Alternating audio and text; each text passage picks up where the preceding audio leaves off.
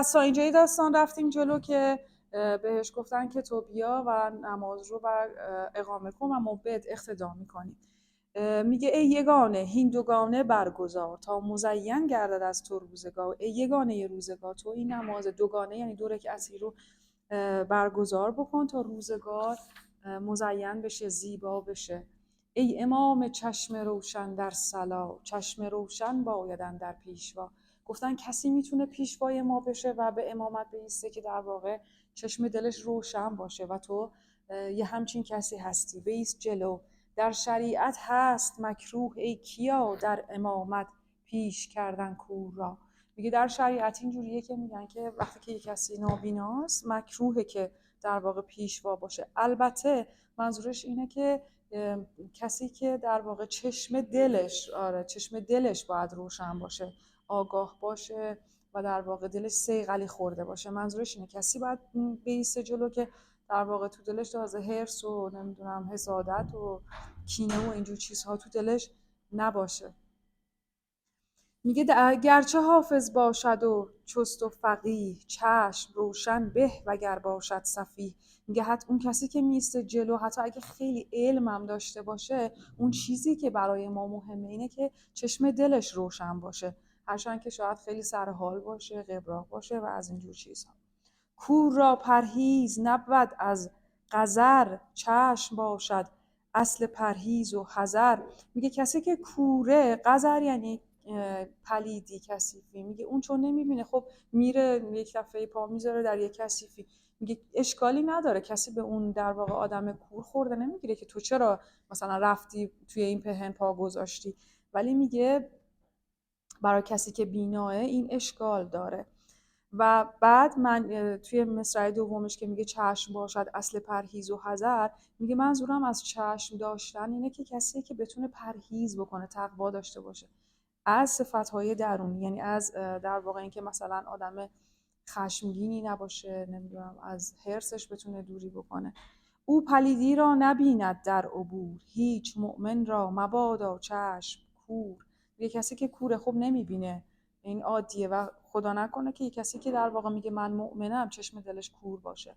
کور ظاهر در نجاسه ظاهر است، کور باطن در نجاسات سر است. میگه چیزی که من دارم میگم کور ظاهر خب معلومه دیگه در نجاست های ظاهری مثلا پا میذاره، ولی میگه که کور باطن در نجاسات سر است. میگه که در درون، منظورم اینه که اون کوره. حالا چیزی که مولانا اینجا بهش اشاره میکنه تو بیتای جلوتر هم میخونیم، منظورش اخلاقیاته. میگه که ما آدم ها خیلی با حواسمون جمع باشه که از نظر اخلاقی داریم چی کار میکنیم. مثلا میگه که تو اجتماع ما یه سری از کارهایی که انجام میدیم، چون که این کارها جرمی براش جامعه در واقع نمیگه که اینها جرمه، خیلی راحت اونها رو انجامش میدیم. مثلا مثل غیبت کردن. چرا غیبت کردن رو خیلی تأکید میکنه مولانا روش؟ چون میگه ما عادت میکنیم به عیب جویی کردن. یکیش اینه که مثلا دروغ گفتن، تهمت زدن. میگه چون جامعه کاری به ما نداره دیگه، نمیاد بگه که این جرمه، خیلی راحت این کار رو انجام میدیم و تهمت میزنیم، دروغ میگیم و اینها. و خیلی زیاد تأکید میکنه برای اینکه مثلا عادت نکنه ذهن ما به عیب جویی کردن. چون اون جلسه هم گفتم چیزی که مولانا میگه ذهن ما خطی عمل میکنه و وقتی که این ذهن خطی عمل میکنه دیگه همیشه عادت میکنه که همون جوری بره جلو. میگه بعد بهش آگاه بشیم. مثلا عیب جویی کردن. یکی داستانی میاره تو دفتر دوم، حتما حالا یا یادتونه یا شنیدین، که میگه که 4 هندو اومدن و ایستادن به نماز. بعد مؤذن وارد مسجد میشه. یکی از اونها میگه که مؤذن تو که الان اومدی میخوای اذان رو بگی؟ نفر دوم میگه که چرا باهاش حرف زدی؟ الان اینو گفتی تو نمازت باطل شد.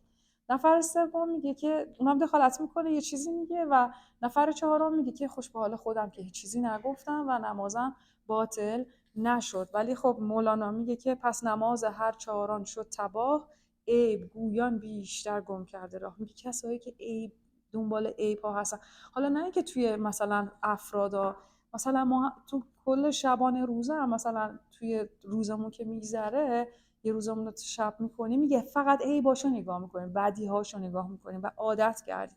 بعد میگه عیب گویان بیشتر گم کرده راه. میگه ما اینجا بیشتر راهمون رو گم میکنیم.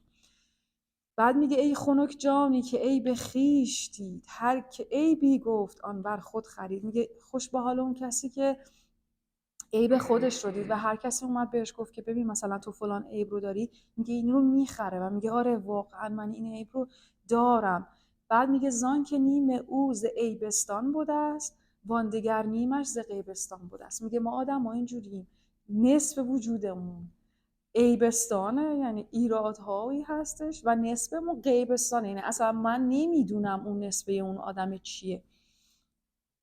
و میگه حالا خوبه که من در واقع خودم رو ببینم به جای که دیگری رو ببینم و آگاه بشم به ذهنم که داره خطی حرکت میکنه. مثلا عادت کردم همیشه عیب ها رو ببینم. حالا میگه چی کار میکنه؟ آروم آروم داره مولانا توی این داستان ها به ما یاد میده که ما چجوری مراقبه کنیم. مراقبه یعنی چه؟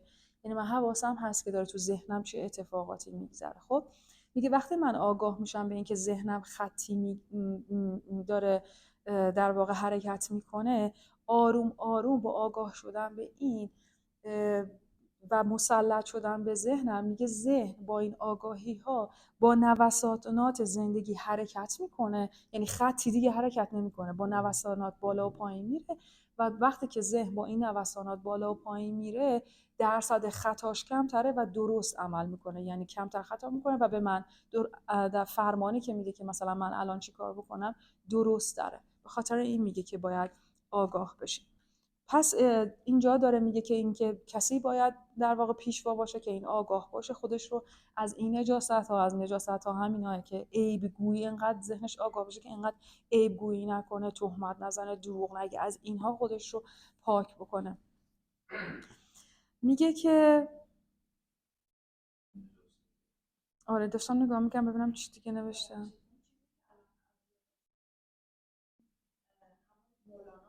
آره دفتر دومه، داستان 4 هندو هستن که در مسجد به نماز میرسن. تو اون داستان خیلی این رو میگه، این که هم ما انسان ها ذهنمون عادت کرده به عیب جویی، عیب پیدا کردن، همش دنبال عیب ها گشتن. البته فکر کنم خب یکم ذهنم به خاطر اینکه حالت دفاعی داره و مثلا میخواد حالا یا از ما مراقبت بکنه، بیشتر عادت کرده که منفی ها رو میبینه که هم آگاه شو که داره چی کار میکنه ذهن با ما. میگه که برای همه انسان تو همه جوامع، مثلا تو جامعه مثل ایران این به نظر بیشتر دیده نمیشه که ذهن عیب‌ها رو بیشتر می‌بینه. خب دیگه همین همه جوامع به صورت کلی، مثلا به جوامع مثل جامعه ایران. آره. خب فکر میکنم مثلا تو جوامعی که از نظر اقتصاد رشد بیشتری دارن مردمشون کمتر اینطوری میشن، چون فکر کنم چون ذهن احساس امنیت بیشتری میکنه. وقتی ذهن احساس امنیت بیشتری میکنه کمتر هم دنبال ایرادها و منفی ها میگرده. وقتی ما احساس ناامنی میکنیم ذهنم بیشتر آره چون میخواد اون امنیت رو به دست بیاره دیگه، هی همش دنبال منفی هست تا بتونه در واقع یه راهی شاید پیدا بکنه.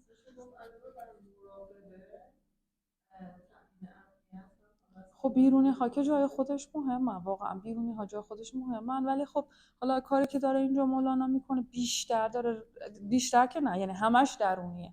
میگه این جهان که اینجوری هست. حالا اتفاقا میریم جلوتر میگه بعدی ها همیشه هست، همیشه تو هر اجتماعی که وارد بشی بالاخره میگه ولی هر سوراخ موشی در روی، میگه حتی اگه به یک سوراخ موش هم بری اونجا هم اسیر نه میگه آره میگه چیزی هستش که تو رو رنجت بده، عذابت بده، اصلا این جهان اینجوریه.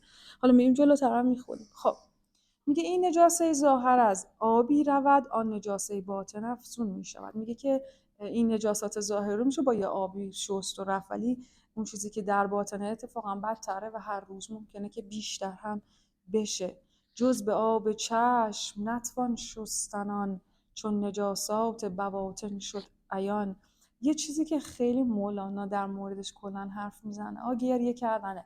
حالا شاید ما خیلی شنیدیم که مولانا سماع میکرده اینها، ولی زیادم گریه میکرده، یعنی دوست داشته و میگفته که وقتی آدم گریه میکنه دلش چیزی که دل انسان رو پاک میکنه گریه کردن. فکر کنم چون وقتی مثلا آدم توی حالتیه که حالا یا شکست خورده یا یه اتفاقی براش افتاده و گریه میکنه، دیدین آدم انگار رئوف‌تره، مهربون‌تره، میگه میشوره. به خاطر همین یه چیزی که مولانا میگه گریه کنی، یا اگه اتفاقی براتون افتاد و شما دارین گریه میکنین، اون گریه کردن رو مثل یک سعادت برای خودتون بدونین، یک هدیه بدونین و گریه کنین. اجازه بدین که درونتون رو شستشو بده.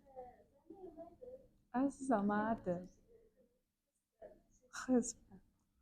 چون نجس خوانده است کافر را خدا، آن نجاست نیست بر ظاهر برا. میگه وقتی خدا داره حرف از این نجس ها میزنه، در واقع این نجاست ها اون چیز بیرونی نیست و ظاهری نیست، درونیه. میگه ظاهر کافر ملوث نیست، زین آن نجاسات هست در اخلاق و دین. میبینی داره میگه چه میگه؟ نجاست منظورم اخلاقیاته، مثل همین دروغ گفتن و اینجور چیزها. و ملوث یعنی آلوده شده. میگه که ظاهر کافر که نجس نیست، منظورش همین اخلاقیاته که کاملا ما بهش اونس گرفتیم و اجازه میدیم که کاملا به درون ما مسلط باشه. میگه این نجاست بویش آید 20 گام، وان نجاست بویش از ری تا به شام. میگه خیلی جالبه که این نجاست ها، آره نجاست های ظاهری مثل یک پهنی که مثلا اینجا باشه، میگه آره بوش تا نمیدونم تا اینجا میرسه، ولی میگه نجاست های درونی خیلی اتفاقا بوش بیشتر میرسه. مولانا خیلی کلا اعتقاد داره که رفتارها و اعمال ما، کاری که ما میکنیم به ما یک بویی میده و اتفاقا هممون بوی همدیگر رو میفهمیم. یه جای دیگه هم بود که میگفت بوی کبر و بوی حرص و بوی آز چون در سخن گفتن بیاید چون پیاز. میگه همینطور که حرف میزنی این انگار پیاز خورده، بوی کبر و بوی حرص و بوی آز در سخن گفتن بیاید چون پیاز. یا یه جای دیگه هم هست که حالا بهتاشو یادم نیست، میگه که یکی دروغ میگفت و هی دهنشو باز میکنه، میگه من دروغ نگفتم. میگفت مثلا اینه که یکی سیر خورده، هی دهنشو باز میکنه میگه من سیر نخوردم. میگه ما آدم ها بو میگیریم و بوی همو میفهمیم. مثلا میگفتید همینجور الکی یکی خوشتونه، اینجا الکی مثلا خیلی به دل آدم میشینه. میگفت چون این بوی خوشی میده، یعنی اون بوی روانشه که به مشام من میخوره و انقدر به دلم میشینه. یا برعکسه، مثلا یکی اصلا نمیشینه، به خاطر اینه که بوی پیاز میده دیگه، چون در درونش اینجوریه. الانم همینو مولانا میگه وقتی من درونم به نمیدونم تهمت زدن و دروغ گفتن و این چیزایی که به نظر خیلی عادیه آغشته است، میگه بو میدم دیگه. بو هم مثل پیازه، یعنی خوشبو نیستم. بلکه بویش آسمان ها بر رود، میگه حتی تو آسمان ها هم بوش میره، بر دماغ حور و رضوان بر شود. میگه ببین در کجاش فرشته ها میفهمن، تا بهشت، تا اون سر دنیا هم بوی انسان ها میره. آنچه میگویم به قدر فهم توست، مردم من در حسرت فهم درست. که فکر کنم بیت خیلی دیگه معروفه، شاید همتون شنیده باشین که اینجا اینقدر فکر کنم مولانا داشته توضیح میداده و غرق بوده و اینها، هرس داشته میخورده که نمیتونم اون چیزی رو که میخوام بگم شاید بیانش بکنم و اون مخاطب من درست بفهمه. حالا بیشتر توضیح میده که این فهمی که دارم میگم میخوام بیشتر بریزم تو درون شما چیه. میگه فهم آب است و وجود تن سبو، چون سبو بشکست ریزد آب از او. بیت بعدی رو میخونم با هم معنیش میکنم. میگه این سبو را 5 سوراخ است ژرف، اندرونی آب ماند خود نه برف.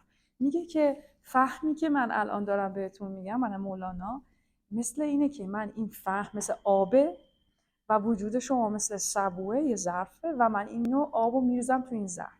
اما میگه متاسفانه این ظرف 5 تا سوراخ داره. هشت عمل داره، چقدر حرص می‌خوره. میگه من این آبو میریزم، از این 5 تا سوراخ خالی میشه و میره. بعد میگه این 5 تا سوراخ چیه؟ میگه 5 حسی هستش که در واقع ما داریم و میگه که بارها شده که مثلا این کتاب ها، این آدمای بزرگ میگه میبینی درون اون پرونش چارو بعد خالی میشه. میگه به خاطر اینه که حواسمون نیست که از این 5 حواس داره چه چیزهایی وارد ما میشه. یعنی در واقع این 5 حواس رو ما باز میذاریم که اون فهمی که اون آگاهی که به من داده شده از این طریق این 5 تا حواس من خارج بشه. بریم جلو. میگه که امر قزو قزت الابصارکم، هم شنیدی راست ننهادی تو سم. میگه که این هستش که میگه این فرمان رو شنیدی دیگه، گفته چشمان خود را از نارواها فرو بندید. حالا داره همین جای مراقبه داره مراقبه ها رو هی به ما یاد میده که چجوری مراقبه کنیم. میگه ها این 5 تا حس خیلی مهمه. اینکه من هر روز دارم چی میبینم. میگه تو این پیام رو شنیدی که چشمهای خود را از نارواها بپوشانی. خب چرا بازم نمیپوشونی؟ چرا نگاه میکنی میگه خالی میشه؟ میگه اون آگاهی که به تو داده شده با اون نگاهی که به چیزی که نباید نگاه بکنی نگاه میکنی. نمیدونم مثلا فرض کن یکی داره یه گناهی میکنه، من شاید نباید ببینم، حالا اینو به عنوان مثال میزنم، اما میگه وقتی میبینی و تازه کنجکاوی میکنی و بعدن دخالت میخوای بکنی یا اینها، میگه این باعث میشه که اون آگاهی تو خالی بشه. میگه چیکار کنم؟ هرس داره میخوره.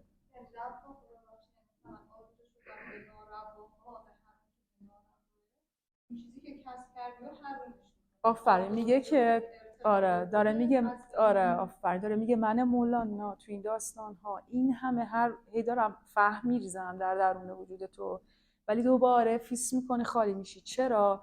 چون که مراقب نیستی از اون 5 حواست. میگه فقط کافی نیست که مثلا یه کسی بیاد هی منو فقط آگاه بکنه، من هم باید یکی از معانی مراقبه اینه که من چی میشنوم. 5 حس همینه دیگه، چی میبینم، چی میشنوم، چه چیزی به کلام و به زبانم میارم. خیلی مهمه وقتی یک چیزی میگم و با زبان خودم یکی رو آزار میدم، میگه تموم میشه دیگه، آگاهی حروم میشه. اینها نوشته از دهانت نطق فهمت را برد. میبینی از دهان تو نطق کلامت فهم تو را از بین میبره. گوش چون ریگ است فهمت را خورد. میگه که گوشت هم مثل ریگ، اصلا ادراک تو رو نابود میکنه، محو میکنه، چون هر چیزی رو میشنوی. داره توضیح میده. میگه همچنین سوراخ‌های دیگرت میکشاند آب فهم مزمرت. فهم مزمر یعنی فهمی که پنهان شده، یعنی آگاهی که گرفتی و انگار حالا پنهانه در درون تو هست، ولی میگه این سوراخ‌ها که در واقع 5 حواس هستن، اینها در واقع باعث میشن که اینها از بین برن. گرز دریا آب را بیرون کنی، بی عوض آن بحر را هامون کنی. میگه وقتی که از دریا همینجور حالا آبش داره خالی میشه، حالا این نکته دیگه هم میگه حالا اینکه اینجوری که از طریق 5 حواس خالی میشه، بعد میگه حالا وقتی که این آب دریا هم که باشه و اگه فقط آب دریا خالی بشه و هیچ ورودی نداشته باشه، اون تبدیل به هامون یعنی بیابان و تبدیل به یک دشت و صحرا میشه. میگه خب حتی دریا هم اینجوریه، چه برسه به من انسان که ورودی دیگه ندارم و همش خروجیه. بیگه هست ارنی بگویم حال را، مدخل اعواض را و ابدال را. میگه دیگه دیر شده. اونجا موقع که داشته حرف میزد احتمالا این داستانم از اول میگفته، گفت دیگه دیر وقت شده و فکر کنم میزنم خسته شده بوده. میگه وگرنه برات میگفتم که چطوری باید عوضها وارد بشه، یعنی چیزی که تو اگه امروز خالی شدی چجوری باید بیاد و در درون تو بشینه. میگه کان عوضها و بدلها بحر را، از کجا آید ز بعد خرج. میگه که وقتی که دریایی که خالی میشه چطوری عوضش و بدلش باید وارد بشه به درون تو. یه چیزی بگم، یه جای دیگه مولانا خیلی چیز قشنگی میگه وقتی که ناراحتین، بیتشو بخونم، میگه چون که قبضی آیتت ای راه رو، آن صلاح توست آتش دل مشو. میگه وقتی که یک قبضی به شما وارد میشه، قبض یعنی دلت میگیره، ناراحتی داری، چیزی به سراغت میاد، خب و باعث میشه که تو اوقاتت خیلی تلخ بشه، میگه آن صلاح توست آتش دل مشو. میگه اینقدر خودت شکنجه نده. چرا؟ که در این گرفتگی دل تو در واقع یک مصلحتی برای تو هست. حالا توضیح میده. میگه زان که در خرجی در آن بست و گشاد، خرج را دخلی بباید ز اعتداد. میگه وقتی که تو حالت خیلی خوبه و اینها، داره خرج میشه از وجود تو. خب بعد میگه وقتی که خرج میشه، میگه خرج را دخلی بباید. میگه وقتی خرج میکنه خب یک دخلی هم باید بیاد دیگه. اون وقت میگه اون دخله چیه؟ میگه اونه که تو افسرده میشی یا ناراحت میشی. وقتی اون افسردگی میاد سراغت، اون رو بپذیر. چرا؟ که این دخل است داره وارد میشه که تو دوباره وقتی که تو حالت بست و گشایش میری خرج بکنی. میگه که گر همواره فصل تابستان بودی، سوزش خورشید در بستان زدی. میگه اگه همیشه تابستون باشه، یعنی میگه اگه همیشه خوشحال باشی یا مثل اینه که تابستونه، خب دیگه اگه این هم آفتاب بتابه همه چیزو میسوزونه، یکم هم باید زمستون بشه و سرما بیاد. چون که قبض آید تو در، حالا میگه وقتی که قبض آید تو در وی بست بین، تازه باش و چین میفکن در جبین. میگه وقتی غم و غصه داری اینایی، تو در وی بست بین، مطمئن باش که تهش یک بستیه، یعنی قراره بعدش شادی بیاد سراغ تو. بعد میگه تو همون حالت هم تازه باش و چین میفکن در جبین، قند شادی میوه باغ غم است، این فرح زخم است و آن غم مرهم است. حالا میگه غم چو بینی در کنارش کش، به عشق از سر روح نظر کن در دمش. میگه وقتی غم به سراغت میاد و بغلش کن، یعنی غمگین باش، بذار حالت بد باشه، اینقدر غور نزن چرا حال من بده، بذار غمگین باشی. و میگه از سر روح نگه کن در دمش. میگه روح یه جایی بوده که مثلا کوسوفه، میگه برو از بالای کوسوفه تو شهر رو نگاه کن، یعنی از بالا به مسائل نگاه کن. اگه الان آلودگی هست ان شاءالله فردا باد میاد و اینا میره، اینقدر قصه نخور حل میشه. این منظورش اینه. و آره و میگه آخر هر گریه آخر خنده است، مرد آخر بین مبارک بنده است. هر کجا آبی روان سبزه بود، هر کجا اشکی روان رحمت شود. اینکه هر کجا اشکی بود، بر اون بیت نوشته بودم که مولانا میگه گریه بکنید، میگه وقتی اشکتون روانه مطمئن باشین که رحمتی به شما خواهد رسید. پس مولانا چی الان تو اینجا گفتش که وقتی که چند تا نکته رو بگم. اول اومد گفتش که من در درون شما فهم میریزم و از طریق 5 حواستون خارج میشه، چون حواستون نیست که از این 5 حواس اینها داره خارج میشه. بعد گفتش خب اشکالی نداره، این طبیعیه، چون ما انسانیم، از این 5 حواس خارج میشه، اما باید حواسمون رو جمع بکنیم که دوباره ورودی هم داشته باشیم. چرا که حتی اگه دریا هم، من مثل دریا هم باشم و این همه خروج بشه، خب خشک میشم، یه کسل میشم. این رو به ما گفت بعد اینجا رسید به جایی که حوصله نداشت و اینها، گفت حالا عوض‌هاشو براتون نمیگم. من اشاره کردم که جایی دیگه داره میگه اگه شما غمگین و ناراحت هستین، این یک دخلیه که داره برای شما وارد میشه و قراره که شما در واقع اتفاقا میدونین چرا؟ چون افسردگی باعث میشه که ما به درون خودمون نگاه بکنیم. تا زمانی که من افسرده نیستم کاری به درونم هم ندارم، میدونی؟ ولی وقتی افسرده میشم یه اتفاقی میفته، اون وقت میام به درونم هم نگاه میکنم ببینم چه اتفاقی داره میفته. میگه تو حالت عادی نگاه نمیکنیم، به خاطر همین میگه که خوبه افسردگی، حالت نه که تو ابد توش بمونی، اگه که نگاه بکنیم به درون خودمون. خب بریم. میگه 100,000 جانور زو میخورند، ابرها هم از برونش میبرند. باز دریا آن عوضها میکشد، از کجا دانند اصحاب میکشد. میگه باز دریا آن عوضها میکشد، اینجوری باید بگم، از کجا دانند اصحاب رشد. میگه دوباره اینها مثلا از دریا میره ولی دوباره به جاش میاد. کی اینها رو میدونه؟ کسایی که در واقع بزرگ هستن و رشد کردن. قصه ها آغاز کردیم از شتاب، ما بی مخلص درون این کتاب. حالا میره به یه وادی دیگه میزنه. اینجا مولانا میگه من همیشه قصه تعریف میکنم و اینها و بی مخلص. حالا بعضیش هم زودی تموم نمیشه و دیدین که اصلا روش مولانا چجوریه. ولی خیلی براتون جالبه که براتون بگم که قصه دقوقی اتفاقا تنها داستانیه توی مثنوی که وارد داستان دیگه نمیشه، یعنی همش آره اصلا وارد داستان دیگه نمیشه و همش داریم همون داستانو میریم جلو. بعد میگه که اینجا به دیگه فکر کنم وقتم شده بوده و نمیدونم سحر بوده، خستم بودن و اینا. بعد اینا رو گفت و یه سری رازاش هم که برامون باز نکرد و بعد به حسام الدین چلپی نگاه کرد و گفت ای ضیاء الحق حسام الدین راد، که فلک و ارکان چون تو شاهین ازاد. یعنی کسی بعد شروع کرد همین که این حسام الدین رو دیده اصلا کیفش کرد، چقدر سر حال همچنان داره حرفشو گوش میکنه، خسته هم نشده، شروع میکنه اینجا قربون صدقش میره و هی براش مدحش میکنه. حالا یکمش رو میخونیم. میگه تو به نادر آمدی در جان و دل، ای دل و جان از قدوم تو خجل. چند کردم مدح قوم ما مضی، قصد من زانها تو بودی ز اقتضا. میگه که این همه من داستانها گفتم از نمیدونم گذشتگان و اینا، یکی از هدفم تو بودی، دلم میخواسته که اصلا تو رو ستایش بکنم، منظورم تو بودی به خاطر مناسبت اون حالی که تو داشتی، اقتضایی که تو داشتی، اصلا منظورم اونا نبوده. خانه خود را شناست خود دعا، تو به نام هر که خواهی کن ثنا. بهر کتمان مدیح از نامحل، حق نهاده است این حکایات و مثل. میگه که خداوند میگه که منظورش اینه که خوش در آن باشد که سر دل برام گفته آید در حدیث دیگران، که ما خیلی این داستان ها رو گفتیم و اینها، منم مثلا از دیگران گفتم اما منظورم تو بوده و دیگه داره ستایش میکنه. خب بذاریم ببینم، چون اینجا خیلی دیگه داره ستایش میکنه، بریم جلو.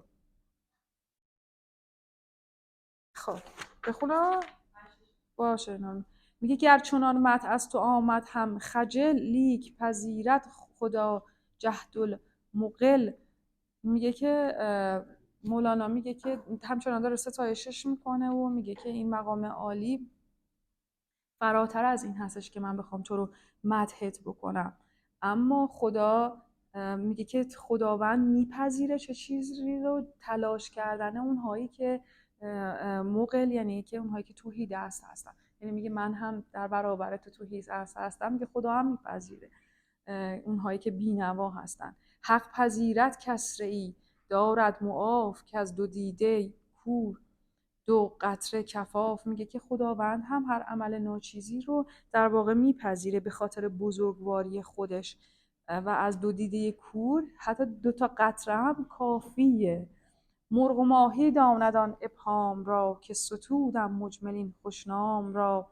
میگه که من اینها رو در واقع مبهم و اسرارآمیز گفتم که در واقع ستایش حسام الدین رو بگم.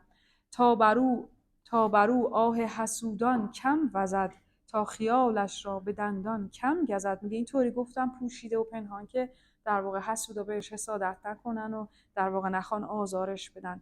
خود خیالش را کجا یابد حسود، در وثاق موش طوطی کی خنود. بعد میگه که میخواستم که دیگران در واقع اذیتش نکنم با حسادتشون، بعد میگه نه بابا، کی اصلا میتونه در واقع مثلا طوطی کی میتونه بیاد مثلا وثاق موش مثلا توی اتاق موش. میگه اصلا اینا کسی نیستن که بتونن در واقع با خیال با حرف خودشون تو رو آزارت بدن، اصلا همچین چیزی نیست. آن خیال او بود از احتیال، موی ابروی وی است آن نی حلال. میگه اینا خیالات خودشونه که کردن. حالا اینکه ابروی هلال میگذرم ازش، اشاره داره به یک داستانی که تو دفتر دوم بود که عمر رفتن در واقع ماه رو ببینن و یک کسی ابروش اینطوری افتاده بود و اشتباهی در واقع اون رو دید. از روش میگذرم که بریم جلو. مدح تو گویم چی؟ گفتم که یعنی وثاق موش، یعنی اتاق موش، اون در واقع خونه‌ای که موش داره. میگه ها طوطی که نمیتونه، طوطی هیچ وقت نمیاد بره دم توی خونه موش، یعنی میخواد بگه اینا اصلا عددی نیستن که بخوان تو رو با خیال خودشون آزار بدن، جایگاه تو جای دیگه است. داره به حسام الدین میگه. خب چون اینجا داره ستایش میکنه و اینا، میخوام زودتر بگذرم که میگه مدح تو گویم برون از 5 و 7، برنویس اکنون دقوقی پیش رفت. میگه که من بیش برون از حواس 5 گانه دارم مدح تو رو میگم. چی؟ مدح تو گویم برون از 5 و 7 یعنی 7 آسمان، از 5 حس و 7 آسمان. یعنی میگه من خیلی فراتر از اینها میتونم مدح تو رو بگم ای حسام الدین. بعد همینجور که هی داشت مدحش رو میگفت و اینا، گفت ولش کن، بیا برگردیم به داستان دقوقی. خب از اینجا به بعد برین جلو، یعنی پیش رفتن دقوقی به امامت آن قوم رو برین جلو. نمیخونم چون اینا خیلی متن کرده، اگه دوست داشتین بعد خودتون برین بخورید، نکته خیلی خاصی هم نداشت. بعدیش هم برین جلو، اقتدا کردن قوم از پس چی؟ اینم برین جلو، اینم برین جلو، اونم برین جلو. برین تا شنیدن دقوقی در میان نماز، افغان آن کشتی که خاص شدن. اینا رو که گفتم برین جلو، اینقدر نکته خاصی نداره، بیشتر مدح در واقع و اینجوری. اگه دوست داشتین برین خودتون بخونین، نکته چیزی دیدین بیاین بگین. باید چون سری از روش رد میشدیم و خیلی رونده، خیلی روونه، بیتاش خیلی شده خاصی. خب شنیدن دقوقی در میان نماز، افغان آن کشتی که غرق خواست شدن. خب اینجا رفتیم جلو و ایستاد به نماز و داشت نماز میخوند و اینها، که یک دفعه دیدش که یک کشتی داره غرق میشه. بخونیم ببینیم چی گفته. میگه آن دقوقی در امامت کرد ساز، اندر آن ساحل در آمد در نماز. وان جماعت در پی او در قیام، این زیبا قوم و بگزیده امام. ناگهان چشمش سوی دریا فتاد، چون شنید از سوی دریا داد. در میان موج دید او کشتی، در قضا و در بلا و زشتی. خب نه که همه معلومه دیگه، نه؟ هم شب و هم ابر و هم موج عظیم، این سه تاریکی و از غرقا ببین. تند بادی همچو عزراییل خاست، موجها آشوفت اندر چپ و راست. اهل کشتی از مهابت کاسته، نعره واویلها برخاسته. دستها در نوحه بر سر می زدند، کافر و ملحد همه مخلص شدند. با خدا صد تضرع آن زمان، عهدها و نذرها کرده به جان. دیگه چاره نداشتن جز اینکه هی نذر کنن، سر برهنه در سجود آنها که هیچ رویشان قبله ندید از پیچ. یعنی میگه اونهایی که انقدر ذهنشون درگیری داشت و اصلا کلا غرق این دنیا بودند و اینها حالا این شکلی شدن. گفته که سجده کردن رو نذر میکردن و التماس خدا میکردن. گفته که بیفایده است این بندگی، آن زمان دیده در آن صد زندگی. از همه امید ببریده تمام، دوستان و خال و عم و باب و مام. میگه این جایی که بندگی دارن میکنن و التماس خدا میکنن، میگه اینجا که دیگه فایده ای نداره. چرا؟ چون از همه چیز ناامید شدن، از دوستا و خال و عم و مام و باب و همه چی. زاهد و فاسق شده آن دم متقی، همچو در هنگام جان کندن شقی. نیز چپشان چاره بود و نیز راست، حیله ها چون مرد هنگام دعاست. اینجا مولانا میگه که وقتی که ما آدم ها دیگه به یه جایگاهی میرسیم که استیصال، یعنی دیگه هیچ چیزی تو این دنیا میبینیم که فایده ای نداره، میگه اینجا هم به خدا اعتقاد دارن، هم به التماسش میکنن، هم دیگه که ذهن در واقع اینطوری نیستش که مثلا این جهان هستی رو زیر سوال ببره و اینها. نه، میگه که تو الان به من کمک بکن. چون که چرا؟ میگه چون که اضطرار به وجود، میگه وقتی اضطرار به وجود میاد، میگه انسان ها این شکلی میشن، دعا میکنن. در دعا ایشان و در زاری و آه، بر فلک زیشان شده دود سیاه. دیو آن دم از عداوت بنگ بانگ زد کی سگ پرستان علتن. میگه ای کسانی که در واقع شماهایی که منظورش سگ پرستان، کسایی که میگه دنبال هواهای نفسانی خودتون بوده، علتن یعنی کسانی که مریض هستن. حالا میگه وسط این گیروداری که اینها هم افتادن به التماس کردن خدا، میگه حالا شیطون هم اون وسط اومده بین اونا، داره حالا اینا رو میگه این چیزا رو میگه. چی میگه اینها رو؟ مرگ و جسک ای اهل انکار و نفاق، عاقبت خواهد بودن این اتفاق. بهشون میگه که مثلا جسک یعنی مرگ، درد، نمیدونم همین چیزا که خودمون میگه منظورش، ولی رنج و بلا. چی؟ آره، حالا میگه ای کسایی که انکار میکنین، ای اهل انکار، همین بود دیگه، عاقبت این بود که نهایتا روزی خواهید مرد و اینها. چشمتان تر باشد از بعد خلاص، که شوید از بحر شهوت دیو خاص. میگه شما کسایی هستی که از شهوت میدونید که یعنی منظورش هر چیزی که انسان خیلی زیادی به طرفش گرایش داره. میگه شما تبدیل شدین دیگه خودتون به دیو. حالا چی میگه؟ حالا چشمتون تر شده. گفتش اینها رو میگه، گفت وسط این چیزها حالا تازه اون هم اومده اینها رو میگه. میگه دیو آن دم از عداوت، یعنی از سر دشمنی که با اونها داره، انگار اومده داره سرزنششون میکنه. اینجوری که دیگه مثلا میگه که ذهن رو فریب میده، همش میگه نیست، وجود نداره. حالا خودش اومده میگه یادتون نبود که یه روزی میخوایم بمیرین و اینا. انگار حالا فرشته گون شده تازه و داره سرزنششون میکنه. حالا خودتون هم هر کدومتون یک دیوی شدید و اینها، حالا دارین گریه میکنین اصلا شماها اینجورین و از این حرفا. یادتان ناید که روزی در خطر دستتان بگرفت یزدان از قدر. یادتون نیست چقدر توی زندگی خدا دستتون رو گرفته و از بلاها و خطرها شماها رو نجات داده. حالا یادتون اومده این همی آمد ندا از دیو، لیک این سخن را نشنود جز گوش نیک. میگه همچنان این نداها از سوی شیطان برمیخواست و میگه فقط میگه که هر گوش، فقط در واقع گوش های شنوا شاید میتونست بشنوه که اینها در واقع نداهای شیطان داره اینها رو میگه. راست فرموده است با ما مصطفی، قطب و شاهنشاه و دریای صفا. کانچه جاهل دید خواهد عاقبت، عاقلان بینند ز اول مرتبت. میگه عاقل حالا کسایی هستش که از اول آخر رو میبینن و پیامبر چه چیز درستی رو گفت. کارها ز آغاز اگر غیب است و سر، عاقل اول دید و آخر آن مصر. میگه که عاقل کسی که میبینه عاقبت و کارا، ولی میگه که مصر یعنی کسی که اصرار داره که همین کاری که من دارم میکنم درسته. یعنی کسی که خیلی لجوجه و لجبازی میکنه، میگه وقتی که در واقع افتاد تو این طوفان ها و اینا، اونجا میگه ای آره عاقبتش این. چون میگه حالا البته منظور این که مولانا بیت جلوترش هم میکنه، خیلی میخواد بگه که آدم باید مثلا تو چیزای معنوی بیشتر داره میگه که عاقبت بین باشه. یعنی اینکه مثلا میگه مثلا مثل نجاست هایی که اولش به ما گفت که خودمون رو باید مثلا تطهیر کنیم از نجاست ها، مثل غیبت کردن. خود غیبت کردن نیست، اینکه ذهنمون چقدر همش دنبال دیدن کجی هاست یا تهمت زدن ها. میگه باید عاقبت بین باشیم که آخرش اتفاقایی میفته.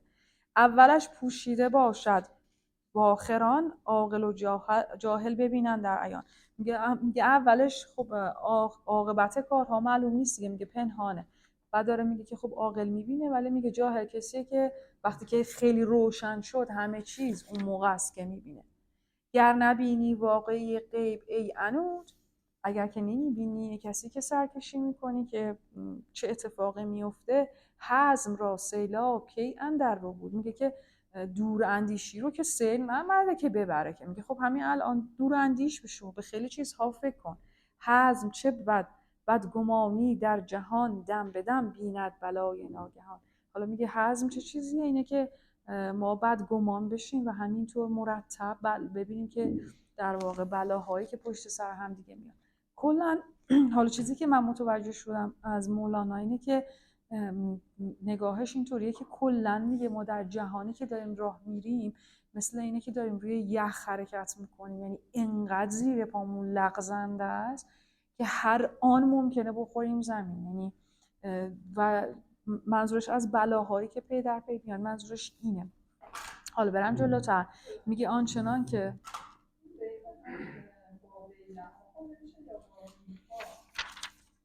بابیل ها، فکر کنم به خاطر وزنش، بذار ببینم بیتش هم بود،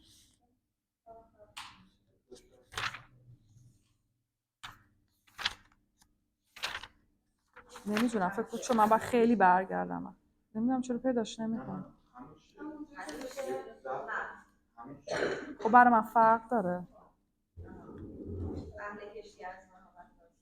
بیتشو بخونیم کامل، از روی وزنش باید بگیم.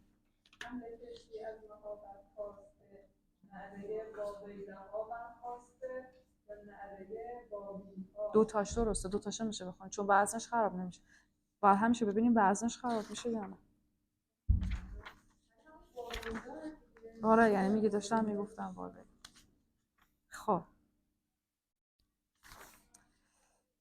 خب تصورات مردم یا مرد حاضر، میگه که آره ادامه‌شه داره میگه حزم چیه، دور اندیشی چه چیزیه. میگه دور اندیشی چیزیه که من بدگمان میشم. یعنی کلن میبینین چه جهان بینی داره به ما مولانا میده. میگه آقا کلن ما در جهان بلاها داریم زندگی میکنیم. خب حالا دور اندیشی یعنی که من عاقبت کارها رو میبینم، بهش فکر میکنم. میگه دور اندیشی خودش داره میگه که سیلاب که نیامده دور اندیشی رو ببره. میگه فکر بکن به عاقبت کارها، ما باید فکر بکنیم که الان امروز که من دارم این کارو میکنم. چون میدونی مولانا اعتقاد داره که اخلاقیات هم، یعنی دنیا روی قانونه دیگه. خب بعد میگه اخلاقیات هم قوانین دارن. اینجوری نیست که مثلا اگه من هر روز دروغ گفتم اتفاقی برای من نیفته. میگه اولین اتفاقی که برای من میفته اینه که من بو میگیرم. یعنی شخصیتم یه بوی میگیره که دیگران منو دوست نخواهند داشت.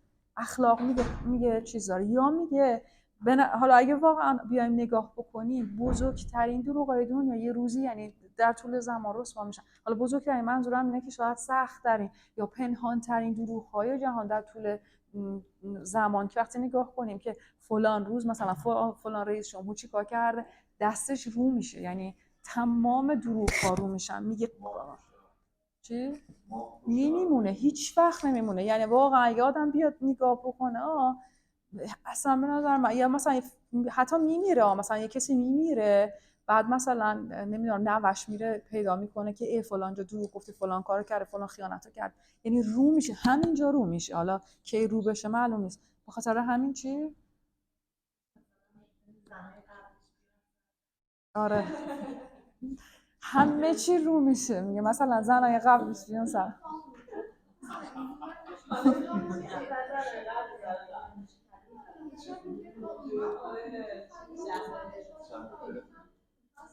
خیلی با هم فرق دارن، اصلا شخصیتاشون با هم فرق دارن.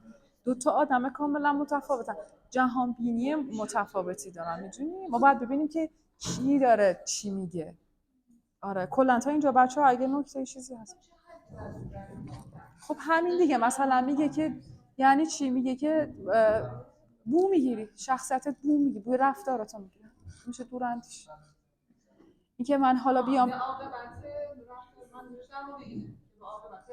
میگه تو من هر کاری میکنم بو میگیرم، این عاقبت اندیش. میدونی مثلا ذهن که انقدر داره میگه که ما وقتی به ذهنمون نگاه نکنیم، اینها خیلی جالبه. یک جایی میگفت از بس که ذهن مثلا تکرار میکنه، نشخواره مثلا گذشته میکنه، گفت اگه ما اینو رها بکنیم انگار بعد مثلا تا پیر میشیم و انگار جنونی میاد سراغمون، اصلا انگار وجودمون میگنده، چون که اجازه دادیم انقدر هیچ مثلا هیچ آرامش روانی رو تجربه نکردیم، اصلا بالا پایینش نکردیم. میدونی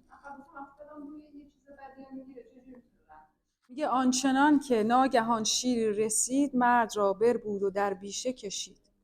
او چه اندیشد در آن بردن، ببین تو همان اندیش ای استاد دین. میگه که بلاها اینطوریه و میان سراغ آدم دیگه، انگار پلش کرد.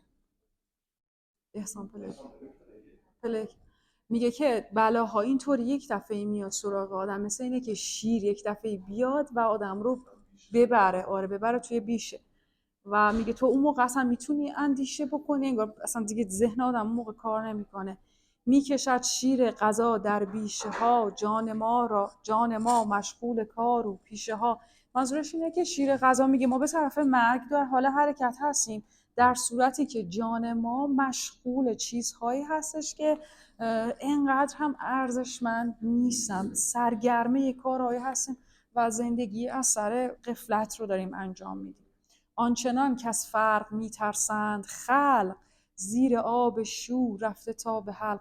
میگه ما انقدر از فقر میترسیم، یعنی الان من فقیر نیستم ولی انقدر این ترس از فقر رو دارم که الان دارم اصلا در آب شور زندگی میکنم، یعنی زندگی به خودم زهر کردم که نکنه فردا من فقیر باشم، نکنه فردا من نداشته باشم، همین الانم رو زهر کردم. اینجوری میگه گر بترسندی از آن فقر آفرین، گنج هاشان کشف گشتی در زمین. میگه حالا اگه این مردم به جای اینکه از فقر میترسیدن، از کسی که فقر رو آفریده میترسیدن، یعنی از اون اصله، اون وقت میگه اونجا گنج پیدا میکردن، چیزهایی رو پیدا میکردن که باورشون نمیشد. جملهشان از خوف غم در عین غم، در پی هستی فتاده در عدم. میگه از بس که من میخوام غم نخورم، غم میخورم. میگه همش نگرانم که الان غم نخورم، ولی در عین غم هستم و در واقع اتفاقا در موهومات دارم زندگی میکنم. در پی هستی، از بس که میخوام اون هستیه رو، یعنی دنبال چیزهایی که اصل نیستن دنبالش میگشتم، در نیستی و در مجاز دارم زندگی میکنم، دنیای مجازی دارم زندگی میکنم.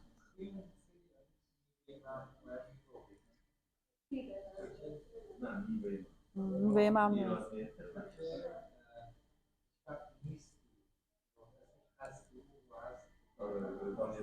هستی بود بعد گفت که هیچ وقت نیستی. خیلی قشنگ.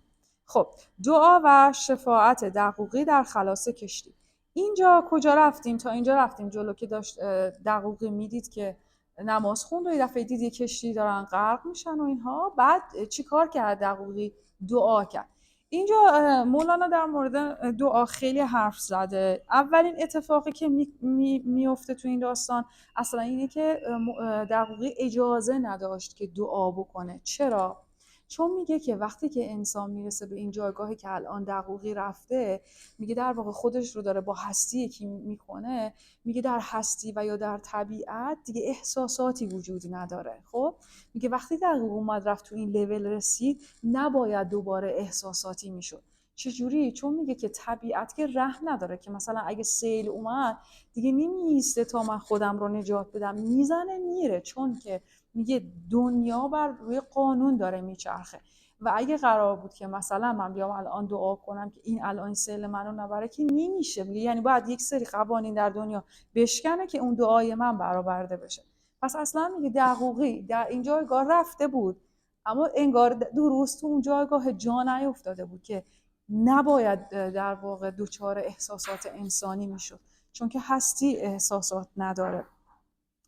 بعد میگه که چیزی که میگه تو اینجا، میگه که دعا اصلا فرمول خاصی نداره. یعنی میگه دعا اینجوری نیستش که مثلا بیام بگم آقا ما باید این کار رو بکنیم و مثلا دعا جواب داده بشه. من توی پرانتز خاطر تعریف کنم که مامان یکی از دوستام تعریف میکرد که یکی از همسایه هاشون از بس که مثلا یه سال میمده پیش این مینالیده و غر میزده و اینها و میگفته که ما سر یه زمینی مثلا میخوایم بخریم، معاملمون نمیشه و برادر شوهر همینجوری اینها، و خیلی تعریف میکرده این داستانه رو.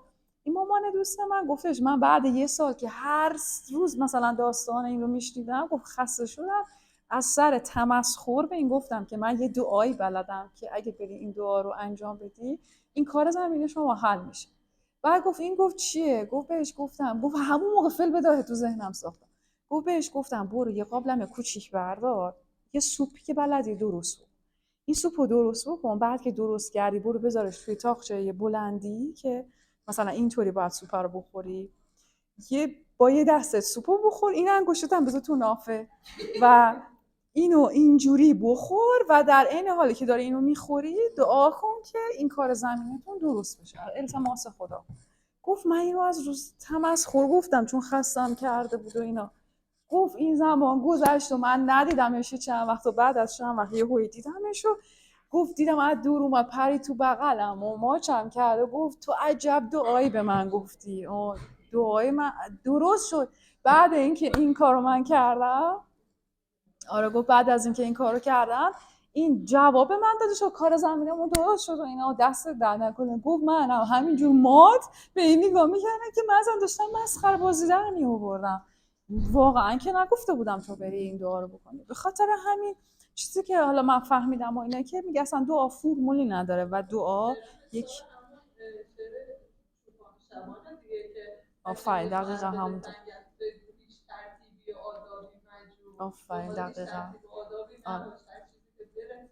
همون رو بگو. میگه که دعا، آره میخواد بگه که دعا یک رابطه معنویه و یک رابطه علت و معلولی نیست که مثلا بگیم این علت نمیدونم اون معلول این علت است. یه همچین چیزی در دعا وجود نداره و اصلا میگه که در واقع راز دعا در عشق و اون ارتباط معنویه که برقرار میشه.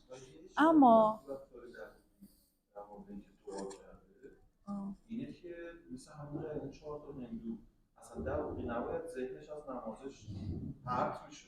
آره دقیقی نباید ذهنش از نماز پرت شد و این دقیقاً بیرون کشی شد که برگشت. دقیقاً.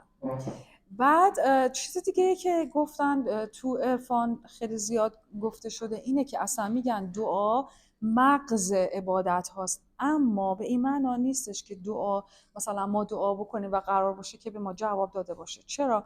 چون مثلا میگه فرض کنی که 2 تا مردی که مثلا عاشق یک زنی شدن و هر 2 تا مثلا یک جور عاشق شدن، بعد این 2 تا میرن دعا میکنن که مثلا بتونن با این زن ازدواج بکنن. بعد میگه حالا تکلیف خدا چیه؟ قرار جواب کدومی که از اینها رو بده؟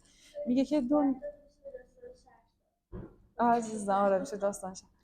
بعد میگه که منظورش اینه که اصلا قرار نیست که به دعاها جواب داده بشه، چون اگه قرار باشه که اینطوری جواب داده بشه که میگه نظم جهان به هم میخوره.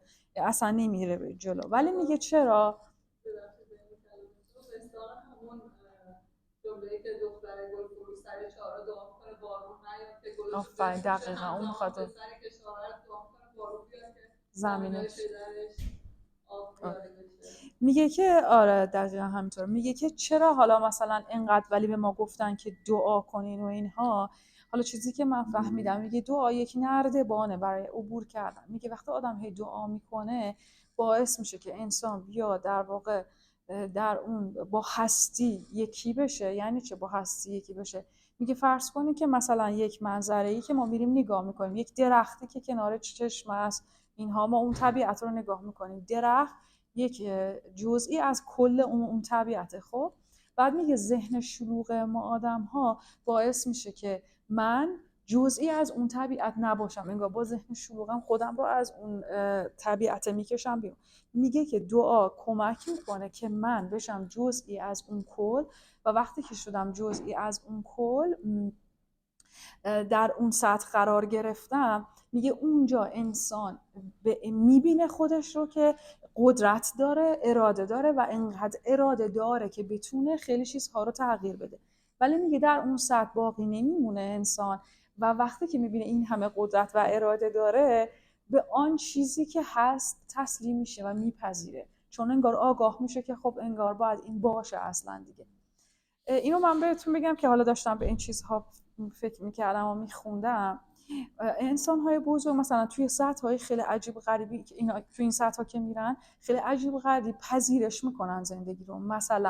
مثلا یکی از اینها مثلا انیشتنه. خب که میگن انیشتن که بیمار میشه و باید مثلا دلش رو جراحی میکردن، عملش باید میکردن و رو به مرگ بوده و حتی بهترین بیمارستان، بهترین اتاق مجهز کرده بودن براش که جراحیش بکنن و قبول نمیکنه که جراحی بکنه و میگه نه من میخوام بمیرم. میخوام جملاتشو بخونم که اینطوری پذیرش میکنه. میگه من وقتی میروم که بخواهم. طولانی کردن زندگی به صورت مصنوعی بی‌مزه است. من سهم خودم را انجام دادم. الان وقت رفتن است. من این کار را به زیبایی انجام خواهم داد، یعنی به زیبایی خواهم مرد. من کارمو کردم، اون سهمم رو انجام دادم، کاری که باید میکردم و الان میمیرم. یعنی کاملا در پذیرشه و جایی که حالا اون اراده هست، یعنی جایی که بیمارستان هست و میتونن عملش بکنن و حالا مثلا شاید تا سالهای بعد زنده بمونه، قبول نمیکنه و میگه نه من میخوام بمیرم. میگه انسان در اون سطح ها به در واقع به اون پذیرش میرسه. یک دو، اگر که من این حالا حرفش رو میخونم، اگر اینکه من در واقع جوری زندگی کرده باشم که وقتی به اون مرگ خودم برسم بگم خب من اون کاری رو که باید انجام میدادم دادم و سهم خودم رو انجام دادم و همینه دیگه باید برم و من میروم. من وقتی میروم که بخوام، یعنی میخواهم که بروم، مثلا دیگه میخوام برم. خدا مولانا هم اینجوری بود دیگه. بود اپیکور. آره یالوم میگه. آفرین دقیقا همینطور.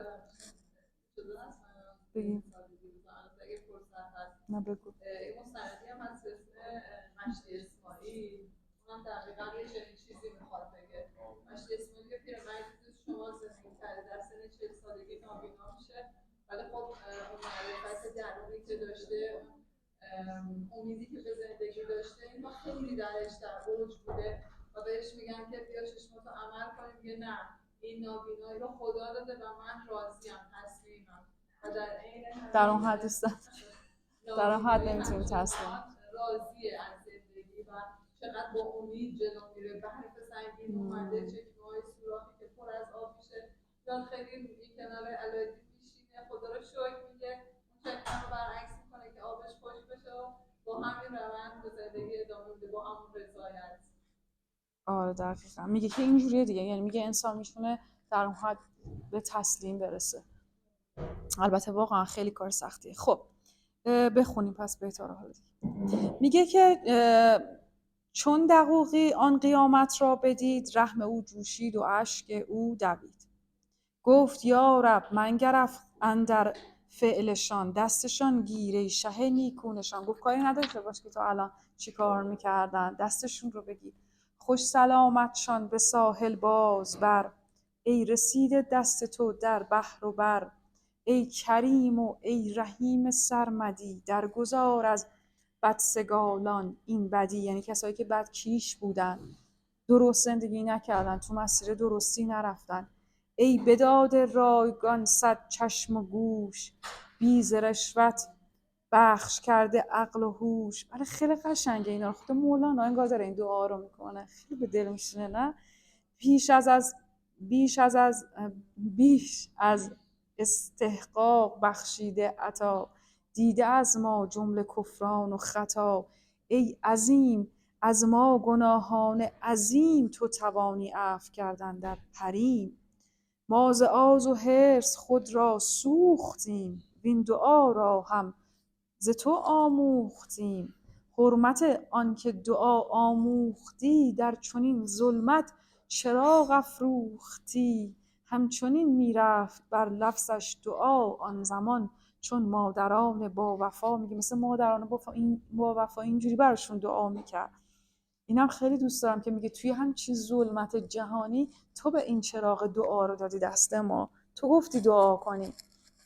اشک میرفت از دو چشمش وان دعا، بی خود از وی می برآمد بر سما. ای دعای بی خودان، آن دعای بی خودان خود دیگر است، آن دعا زو نیست گفت داور است. میگه اینقدر از خود بی خود شده بود که اصلا میگه وقتی که انسان اینقدر از خود بی خود میشه، میگه اصلا خدا انگار داشت جای اون دعا میکرد، در واقع خود دقوقی نبود.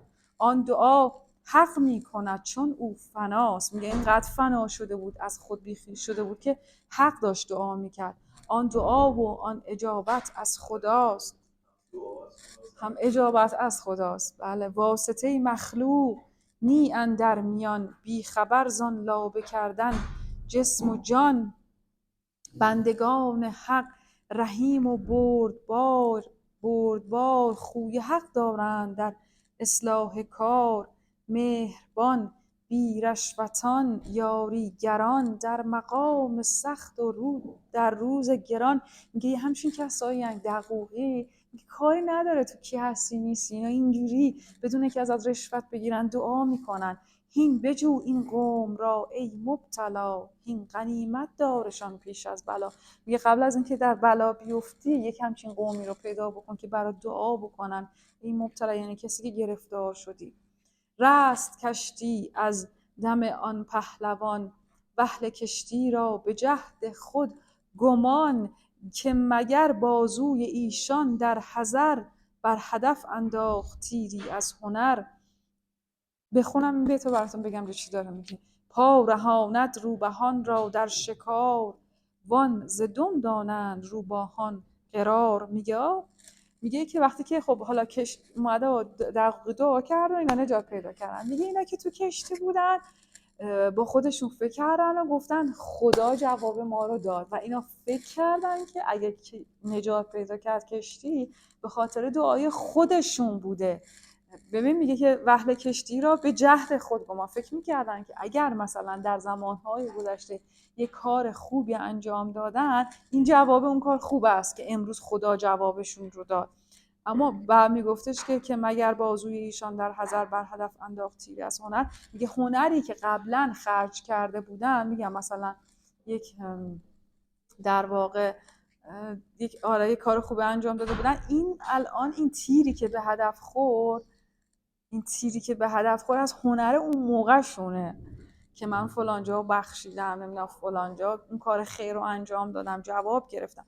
حالا اینجا میگه که در زمانهای قدیم بر این باور بودن که آدم‌هایی که خیلی پولدار بودن اینجوری بوده که دم روباه رو مثل شاگردن مینداختن دور گردنشون و اینها میگفتن زمانی که این دم عرق کنه این داره بهشون اخطار میده که یک خطری الان نزدیک بیاد و اونها رو تهدیدشون میکنه. به خاطر همین یکی این باور رو داشتن. یکی اینکه میگه که اصلا کلا این داستان هستش که روباها فکر میکردن که دمشونه که در واقع اون خطرها رو بهشون مثلا اخطار میده و یا نجاتشون میده، ولی میگه که دمه که نیست، پای در واقع این پای. و یا باور دیگه میگه مثلا از این باورها اینه که مثلا میگفتن که زمرد رو وقتی بگیری جلوی چشم افعی کور میشه. به خاطر همین مثلا خیلی مولانا خیلی جاها اشاره کرده که زمرد رو بگی در برابر چشم نفس خودت که اون نفس کور بشه. این باورها بوده.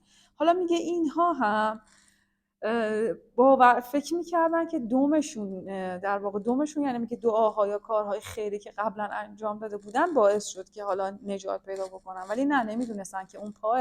و حالا میگه پایان در واقع همین انسان‌هایی مثل دقوقی. میگه که پا رهاند روبهان را در شکار. میگه تو شکار پای که اونها رو نجاتشون میده، یا میگه کسی که میاد پای اونها رو از اون شکار در میاره.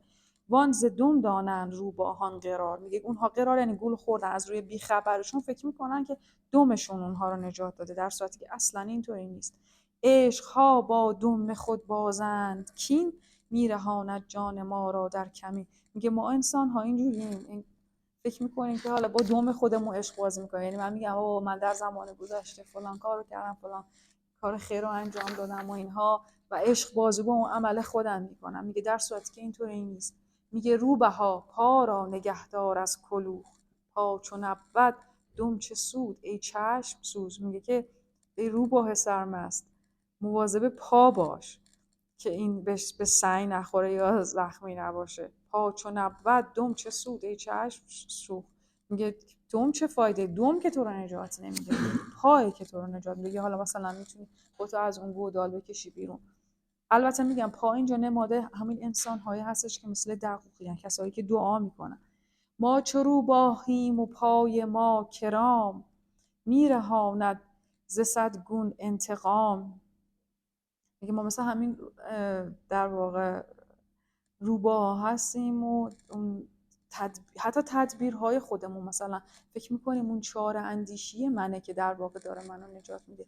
میگه اینطوری نیست. آره، حیله باریک ما چون دم ماست، عشقها بازیم با دم چپ و راست. دم بجنبانیم ز استدلال و مکر، تا که حیران ماند از ما زید و بکر. میگه هی استدلال میاریم، حرف میزنیم، فلان میکنیم و فکر میکنیم که این فکر ما که داره ما رو نجات میده و اینها. میگه در صورتی که اینطوری نیست. طالب حیرانی خلقان شدیم، دست طمع اندر الوهیت زدیم. یعنی الوهیت یعنی میگه ما خودمون رو با خداوند یکی پنداشتیم، از بس که فکر میکنیم و هی فکر میکنیم حالا اون کارو کردیم و اینها. میگه ما طمع کردیم در اون کارهایی که انجام دادیم، در صورتی که اینجوری نیست و خودمون رو با خدا یکی انگاشتیم. و یا اینکه طالب حیرانی خلقان شدیم، یا یه جور دیگه اینکه ما در واقع خواهان این شدیم که مردمان رو با حیله ها، با حرف زدن های خودمون و استدلالهای خودمون اونها رو متحیر خودمون بکنیم، حیران خودمون بکنیم. تا به افسون مالک دلها شویم، این نمیبینیم ما کاندر گویم. میگه ما سعی میکنیم که با افسونهایی که به کار میبریم و اینها دل دیگران رو صاحبشون بشیم، دیگران انقدر در واقع شیفته ما بشن که به به و چه ما رو بکنن، ولی نمیبینیم که خودمون تا چه اندازه در گویم، یعنی تو گودالیم، چقدر در واقع گیر و گرفتاری داریم و مشکلات داریم. در گوی و در چهی ای قلتبان، دست وادار از سبال دیگران. میگه تو خودت توی گودالی، تو چاهی، ای قلتبان یعنی بی غیرت. میگه دیگه دستت رو از رو سبیل دیگران بردار. میگه اینقدر دنبال عیب جویی دیگران نباش. ببینی در خودت داره چه اتفاقاتی میفته. چون به بستانی رسی زیبا و خوش، بعد از آن دامان خلقان گیر و کش. میگه تو حرکت بکن، انقدر دنبال عیب جویی از دیگران نباش. اون وقتی رسیدی به این بستانی که حالا من مولانا هستم، اون وقت بیا دست خلقان رو بگی و بگید بیاید این جایی که هستم و ببرید به اون باغ و بستان ها. ای مقیم حبس 4 و 5 و 6، نغز جایی دیگران را هم بکش. حالا این رو با گوش کنایه داره مولانا میگه آخه عزیز دل منی که خودت گرفتار این حواست هستی و نمیدونم تو این گودال ها هستی. میگه آره، نه خیلی جای خوبی هم هستی، دست دیگران رو بگیر و بکش. ای چو خر بند حریف 3 نقطه خر، بوسگاهی یافتی ما را ببر. میگه بله چه جایی هم داری میبوسی، به به خیلی قشنگ و زیبا و خوشبو اینام هست، حالا بیا ما رو هم ببر دیگه. چون ندادت بندگی دوست دست، میل شاهی از کجا خاسته است. میگه تو حالا فکر کردی شاه میتونی باشی این همه گیر و گرفتاری داری؟ میگه وقتی که تو اصلا چون ندادت بندگی دوست است، دستی به تو داده نشده، چه چیزی؟ این که من بندگی اول بکنم. یه وقتی این تو نمیخوای بندگی بکنی، حالا به فکر اینی که شاه هم میخوای باشی، در هوای آن که گویندت زهی بسته ای در گردن جانت زهی. میگه برای اینکه دیگران به به و جهجه تو بکنن به گردن خودت زه، یعنی طناب بستی. میگه اینقدر به گردن خودت ریسمان و طناب و اینا بستی، منظورش اینه که این ادا و اطوارایی که در میاره اینقدر منو در شکنجه روانی میاره، این همه زه بستی که دیگران به تو بگن زهی. بابا جان دست بردار. روبها این دم حیلت را بهل، وقف کن دل بر خداوندان دل. میگه اینقدر نمیخواد بشینی فکر بکنی و استدلال بکنی یا چاره‌گری بکنی، اینو دست بردار. در پناه شیر کم ناید کباب، روبها تو سوی جیفه کم شتاب. میگه چرا داری میری دنبال چیزای پایین و دنبال مردابی، این همه کباب و اینا هست، برو در پناه شیر. حالا میبینی که داره چی کار میکنه، یه جایی دقوقی رو میاره پایین، یعنی اصلا میگه چرا دخالت کرد. یک جایی میگه که حواستون باشه که دقوقی هم در جایگاه بالایی بود و میگه که مثلا حالا من باید حواسم باشه که خودم رو به این آدم ها نزدیک بکنم، وصل بکنم، پیداشون بکنم که اینها برای من دعا بکنم و در واقع به حیلت ها و چاره‌گری های خودم رو نمیدونم این کاری که دارم میکنم غره نشم. ای دلا منظور حق آنگه شوی، که چو جزوی سوی کل خود روی. میگه تو با زمانی میتونی منظور حق باشی که بیای و به طرف کل بری. همون چیزی که گفتم، اون تصویره که انگار من یک درختی هستم که توی اون منظره ها من جزئی از اون حقیقتم. یعنی میگه اون موقع که میگه طالب این بشو که خودت رو جزئی از اون کل هستی ببینی. حق همی گوید نظرمان بر دل است، نیست بر صورت که آن آب و گل است. تو همی گویی مرا دل نیست هست، دل فراز عرش باشد نی به پس. میگه که حق همی گوید، میگه تو میگی که خداوند میگه که ما نظرمون بر دله و تو هم میای میگه خب منم دل دارم دیگه، بالاخره من هم دل دارم. میگه نه دلی که آب و گله، نه دلی که آلوده است، میگه دلی که بر فراز عرش رفته، نه دلی که به سمت پایینی هاست. بعد حالا این دلو داره توضیحش میده. در گل تیره یقین هم آب هست، لیک زان آبت نشاید آب به دست. میگه که یعنی چه؟ میگه مطمئن باش که تو گلی که تیره هم هستش بله آب هست، اما میگه توی اون گلی که آب هست تو نمیتونی، دلت نمیاد آب برداری که وضو بگیری و اون آب رو بریزی به دستت، به خاطر اینکه اون آب در واقع گلالوده، تو آب گلالود رو نمیریزی به دستت. میگه درسته که تو دل داری ولی میگه مگه با این دل هم میشه دعا کرد؟ مگه با این دل هم میشه خواست که مثلا رفت به بالاها؟ نه میگه زان که گر آب است مقلوب گل است، پس دل خود را مگو کین هم دل است. چی نگو وقتی آره قشنگ میکوبونه که بابا دلی که این همه در واقع گلیه و اینها که دل نیست. آن دلی که از آسمان ها برتر است، آن دل ابدال یا پیغمبر است. میگه دل انسان های بزرگ یا دل پیامبرها هست. پاک گشته آن ز گل صافی شده، در فزونی آمده وافی شده. ترک گل کرده سوی بحر آمده، رسته از زندان گل بحری شده. میگه مثل خود دریا شده، صاف شده، زلال شده، صیقلی داده شده. آب ما محبوس گل مانده است هین، بحر رحمت جذب کن ما را ز طین. بحر گوید من تو را در خود کشم، لیک می لافی که من آب خوشم. میگه حتی میگه دریا هم در واقع میگه هستی اینجوریه که میکشه در واقع انسان رو به طرف خودش. خب انگار میلمون کشیده میشه بریم، ولی میگه تو اینقدر مغروری، اینقدر قره شدی به خودت که میگی که لیک میلافی که من آب خوشم، خودت میگی نه بابا من هیچی هم نیست، اتفاقا همه چی هم عالیه، بهترین دلم دارم. میگه در واقع تو کشیده میشی، ولی این فکرت باعث میشه که نتونی به اون سمت حرکت کنی. لاف تو محروم می‌دارد تو را، ترک آن پنداشت کن در من درآ. میگه فکر نکن تو آدم خوبه، از بس که فکر میکنی تو آدم خوبه هستی، یا میگه ترک کن این رو تا بتونی حرکت بکنی.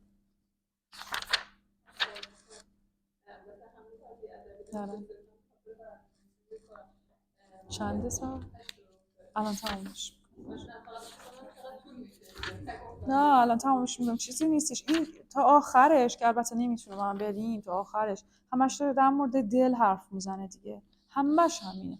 خودتون بریم واقعا خیلی بیتا این ابیات انقدر دل نشینه که شیرینه، کلا بخونین خودتون که من دیگه این جلسه دیگه هم نخوام این بخشو بخونم، همش در مورد دل تا آخرش. باشه میتونم سریع بخونم از روشو برم. آب گل خواهد که در دریا رود، گل گرفته پای آب و میکشد. معلومه دیگه، میگه از این طرف گیره اینه.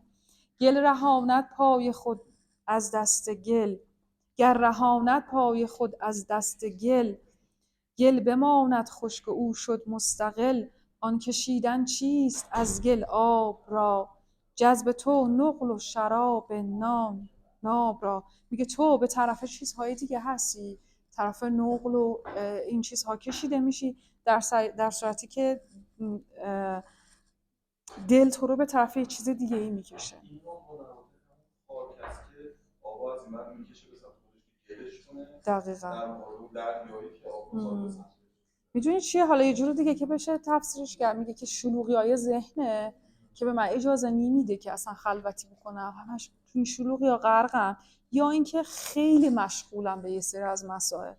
خب هی منو درونمو کدر میکنه دیگه، این همه مشغول بودن، در صورتی که روان من دوست نداره این همه انقدرم مشغول شه، دوست داره به طرف اون آب بره. همچنین هر شهوتی اندر جهان، داره توضیح میده حالا شهوت چیه، خواه مال و خواه جاه و خواه نان، هر یکی زینها تو را مستی کند، چون نیابی آن خمارت میزند. میگه ببینیم وقتی خماریم ببینیم چه چیزی به ما نرسیده، ما دقیقاً مستانیم به خدا. دقیق وای حالا هر چیزی میتونه باشه. این خمار غم دلیل آن شده است، که بدان مفقود مستیت بوده است. میگه وقتی یه چیزی خماریه چون اون آره اون حالا هر چیزی میتونه دیداره دوست باشه، اون خودش هم یک نوع اعتیاده که اعتیاد دارم، مثلا من هر روزی که ببینم اگه نبینمش این به خاطر همین مخمور شدم، خمارم چون باید ببینم، اعتیاد دارم به اون. چون به اندازه ضرورت زین مگیر، حالا میگه ببین چون به بیشتر از ضرورت اون رو میگیری تا نگردد غالب و بر تو امین. میگه وقتی که تو بیشتر از وقتی آره دیگه اعتیاد واقعا، ولی آدم نمیتونه فرار بکنه از همش. اعتیاد بدن حالا نه هر چیزی، میگم مثلا دیدن معشوق وقتی تو داری وقتی نیستش اون وقت من اونطوری مخمومم حالم بد اینا. چرا؟ چون قبلش امیره بر من شده، سواره بر من شده. حالا میگه به اندازه بگیر، خیلی هم کار سختی خدا وکیل. سرکشیدی تو که من صاحب دلم، حاجت غیری ندارم واصلم. میگه داری ادعا میکنی که نه اینجوری نیست، من اتفاقا صاحب دلم. آنچنان که آب در گل سر کشد، که منم آب و چرا جویم مدد. میگه مثل آبی که تو گله، میگه من دیگه چه چیزی رو بخوام. آره دل تو این آلوده را پنداشتی، لاجرم دل زهل دل برداشتی. میگه وقتی تو وای خیلی قشنگ، میگه برای همینه که نمیری طرف اونهایی که دلن، لاجرم دل زهل دل برداشتی. خود روا داری که آن دل باشدین، کو بود در عشق میگه خود روا داری که آن دل باشدین، کو بود در عشق شیر و انگبین. لطف شیر و انگبین عکس دل است، هر خوشی را آن خود از دل حاصل است. میدونی چی داره اینجا خیلی مهمه، چیزی که داره میگه جهان آینه درون ماست. یعنی چی که جهان آینه درون ماست؟ یعنی این که اگه مثلا الان یه دسته گل خیلی قشنگ اینجا باشه و الان یه گاو بیاد قشنگ دسته گل رو میخوره و میره، اصلا نمیفهمه که این دسته گله. چرا؟ چون که ساختار درونی و روانی اون اصلا نمیتونه تشخیص بده که این گله. خب آره، میگه که اگر که تو از خوردن شیر و انگبین لذت داری میبری، اصلش تویی. میگه اصل ماییم و بیرونی ها فرعن. چرا؟ چون میگه کارکرد وجودی منه که باعث میشه که از این لذت ببرم، چون اگه این منه نباشه که اصلا از این لذت نمیبرم. خب حالا میگه که دلم همینجوریه، میگه وقتی کار به هر چیزی که تو جذب آن میشی تو همانی. میگه ببین به چه چیزی علاقی داره، میگه این کار کرده وجودی توه. میگه حالا وقتی که من وجودم واقعا دل باشه، هم کشیده میشم به طرف کسایی که اهل دل هستن، چون کار کرده وجودی منه. اگه نباشه که حالا هزار تا آدم همینجا اهل دل باشن، من رد میشم از کنارشون، اصلا برام مهم نیست. میدونی برای همینه که میگه که عکس دل جهان بیرون عکس دل ماست. تو خیلی آره، من اگر که مثلا فرض کنی الان آلزایمر بگیرم دیگه اصلا برای معنایی نداره خیلی چیزا، چون که در درونم از بین رفته، کار کرد و اون ساختار وجودی منه. حالا برعکسش هم هست. من خیلی به این فکر کردم که مثلا من وقتی که به یه چیزی حساسیت نشون میدم، اون بیرونیه نیست صرفا، این کار کرده وجودی منه، در درون منه که اون مسئله رنج میشه برای من. اگر که اون مسئله من نباشه که اون رنج نمیشه. میدونی برعکسش هم هست.